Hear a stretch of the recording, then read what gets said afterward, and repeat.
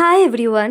So what I eat today সিরিজগুলো তোমাদের কেমন লাগছে প্লিজ আমাকে অবশ্যই জানিও। আজকে সকালে জানো তো চা খেয়েছিলাম, আর এই যে এতগুলো বিস্কিট নিয়েছি এগুলো কিন্তু সব আমার নয়, আমি এখান থেকে জাস্ট একটা খেয়েছি, বাকিগুলো কারা খেয়েছে তোমরা আশা করি বুঝতে পারছো।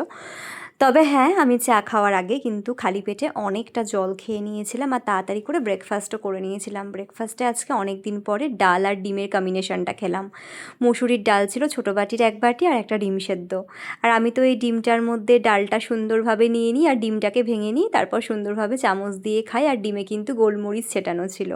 আর তাতে কিন্তু অবশ্যই থেমেছিল না ব্রেকফাস্টটা, সাথে ছিল অবশ্যই ম্যান্ডেটারি শশা। আমি তো এখন সব ফল খেতে পাচ্ছি না, তাই শশাটুকু আমি ডেলি খাবার চেষ্টা করছি।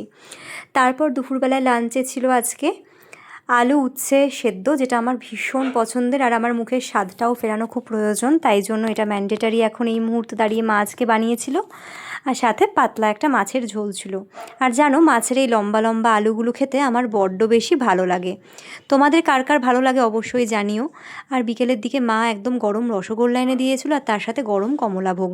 আমার গরম খাবার খেতে ইচ্ছে করছে না, তাই একটু ঠান্ডা হওয়ার পরেই খেলাম, তবে বেশ নরম তুলতুলে ছিল।